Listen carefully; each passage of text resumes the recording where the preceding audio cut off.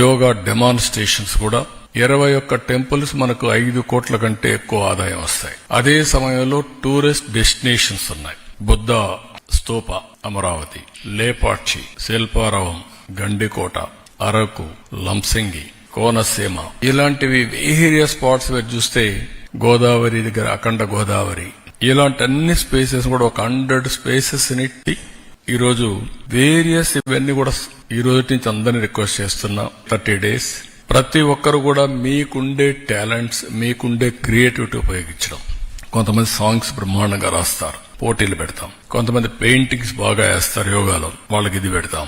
Essay writing, hash tags తయారు చేయడం, మీలాంటి వాళ్ళు ఆర్టికల్స్, మంచి ఆర్టికల్స్ మీ పేపర్లో రాయడం, మీ పర్సనల్ బెనిఫిట్స్, మీ పర్సనల్ ఎక్స్పీరియన్సెస్, టెస్టిమోనియల్స్ ఇవ్వడం. అదే సమయంలో electronic media everyday 1 hour or 2-3 times యోగాని ప్రమోట్ చేయడం.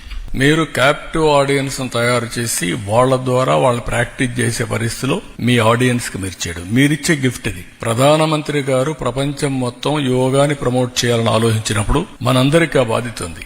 మీ బాధ్యత మీ స్టేక్ హోల్డర్స్ కి దీన్ని పెనిట్రేట్ చేసే బాధ్యత మీరు తీసుకోవడం. ఎలక్ట్రానిక్ మీడియా ఒక time, print media with details రాయడం, సోషల్ మీడియా వాళ్ళు ఇన్ఫ్లుయెన్సర్స్ ఎవరైతే ఉన్నారో వాళ్ళంతా కూడా వాళ్ళ యొక్క వ్యూవర్స్ కి అందరికీ ఇది ఇవ్వడం. ఇవన్నీ చేసి ఎక్కడికక్కడ మంచి వీడియోస్ తయారు చేయడం, ఆ వీడియోస్ ను కూడా ఇది చేయడం. ఇవన్నీ కాంపిటీషన్ పెడతాం.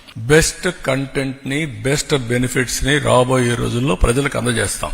అది టెక్స్ట్ బుక్స్ కావచ్చు, పెయింటింగ్స్ కావచ్చు, సాంగ్స్ కావచ్చు, వీడియోస్ కావచ్చు, ఇలాంటివన్నీ కూడా తయారు చేసి ఎక్కడికక్కడ అందించే బాధ్యత తీసుకుంటాం. అదే మరి వీళ్ళు బెస్ట్ కాంపిటీషన్ లో ఇదైన వాళ్ళందరినీ విశాఖపట్నం కూడా తీసుకొస్తాం. ప్రధానమంత్రితో ఆ రోజు ముందు వరుసలో పెట్టి వీళ్ళందరినీ చేపించే పరిస్థితి తీసుకొస్తాం. అంటే వాళ్ళు కూడా ఆ ఈవెంట్ లో భాగస్వామ్యం చేస్తాం.